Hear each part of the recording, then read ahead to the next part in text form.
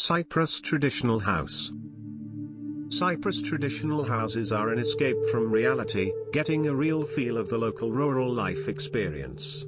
Whether on the beautiful beaches of the Cyprus coast, the deep forest of the Troodos Mountains, or one of the many picturesque villages on the island, Cyprus traditional houses are the perfect retreat for anyone looking for that much-needed rest, relaxation, and also discover the beauties of picturesque villages and the surrounding area. Enjoyed the beautiful scenery, the climate, the vineyards and the taverns with delicious food and wine. Traditionally Cypriots did not live by the sea, so do not expect to find too many quaint cottages at the seaside. Going to a Cypriot village to stay in a house in the mountains for the summer, you have the challenge to pay attention to the architecture of traditional Cypriot houses.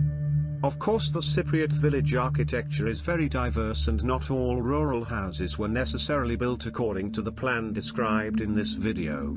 Cypriot villages have always been compact and were built without an original plan, and the location of streets and houses was in direct proportion to the terrain and natural conditions, slope of the hill, the presence of a river, etc.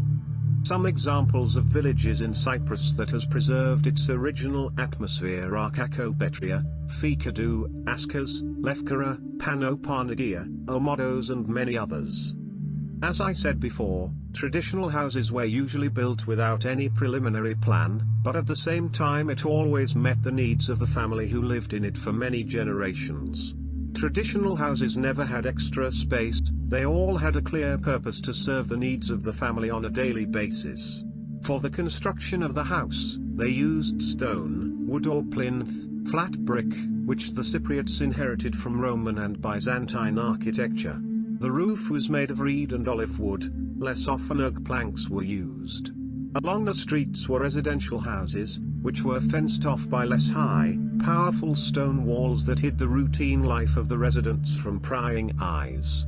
There was a door in the facade that led to a spacious courtyard.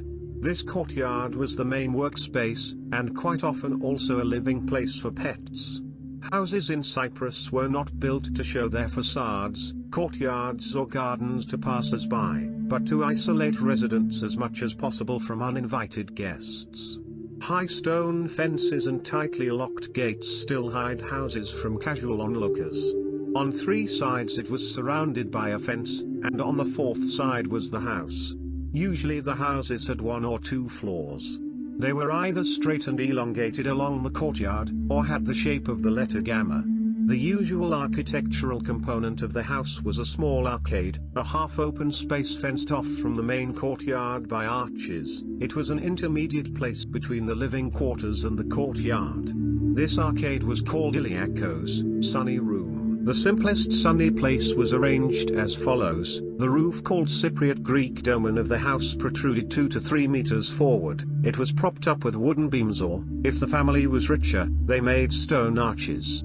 Thus, there was an open space protected by a canopy from the sun and rain. While the courtyard was used for various jobs, the sunny room was the main social space.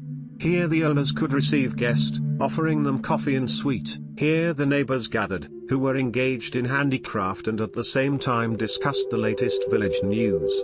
Such a semi-open space became popular due to the warm Cypriot climate, and because there was often no place inside the house to receive guests.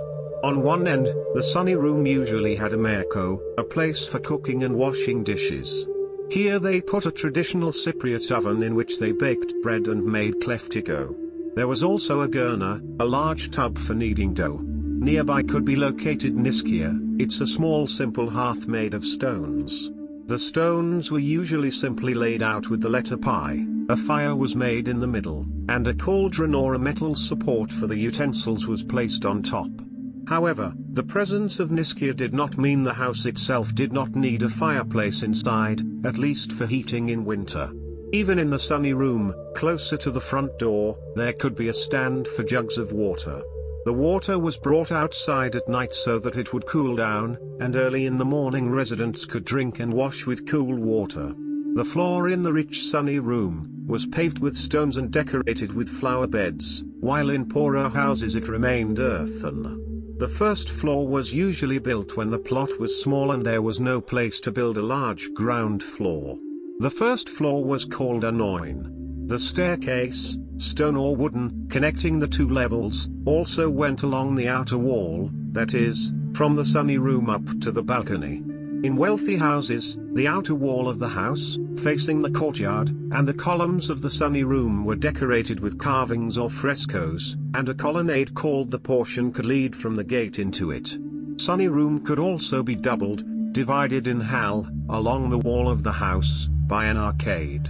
The rooms of the house, which were called macrinari, went out into the sunny room. The doors and windows were narrow, and a small hole was often made above the entrance door to the room, which was called asara. It was made for ventilation. Macrinari was a narrow, long room, not connected with other rooms. It was possible to get from one room to another through the sunny room.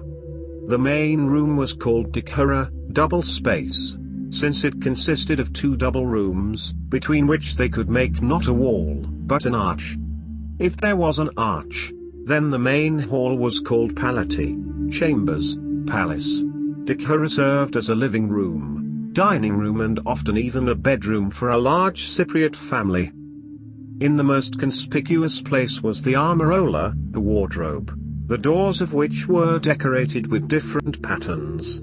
Large wooden chests could be located along the walls. A characteristic element of the interior was a plaster or wooden shelf, long but narrow. The shelf was called suvntsa. Beautiful plates, glasses, cups, jugs, copper dishes were placed on this shelf. In general, everything that could serve to decorate the interior space. In most villages, suvntsa was white, but somewhere it was painted in bright colors or decorated with stucco. If, of course, the family could afford such a luxury. Beds in a Cypriot home had a canopy to protect from insects, and metal beds with gilded bed knobs were considered a sign of wealth. In the house there were necessarily orthodox icons and a censer made of metal or clay, where they put hot charcoal and incense. Silk patterned fabrics could be on the walls of the house. Silk production in Cypriot villages was very popular. Silk clothing was not a sign of particular elitism, since the production of silk thread was available to many families. As a result, it turned out that the Cypriot peasants dressed in silk shirts and dresses. In the house there was always a utility room called gelari, where vegetables, flour, oil, wine, olives and other products were stored. Tools of labor were also put here, a plough, shovels, axes and so on. Very often the utility room was combined with a barn for animals. If the house had 2 floors, then domestic animals could live on the ground floor, and people on the first. The barn was often equipped with a washing area, although family members could wash in a separate room called lautro. In the mountains, the landscape often limited the space available for housing. In this case, the courtyard was rare, and the buildings seemed to climb several levels up the steep slopes. The various floors of the building were accessed directly from the street. At the highest level was often the sunny room, which formed a kind of covered veranda. There were also private dwellings with no courtyard at all or with a backyard, houses with carved wooden balconies, houses without stone fences, etc. Moreover, village architecture has influenced some modern building designs that want to look traditional. It is understandable that quite often there is practically nothing left of the traditional buildings, as 1 or 2-story houses have been replaced by modern cottages and villas. The look of a traditional Cypriot house has changed dramatically over the past couple of centuries. Today, Cypriots prefer to live in modern villas, residential complexes or high-rise buildings.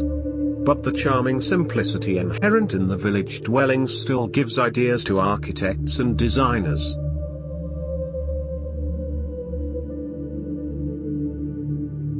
Thank you for watching the video. If you watch all my lectures, you may be able to start investing in rental properties a little quicker. Please subscribe to my channel and press the bell to get alerts when a new video is posted. Please write your comments, questions, or concerns you would like to share.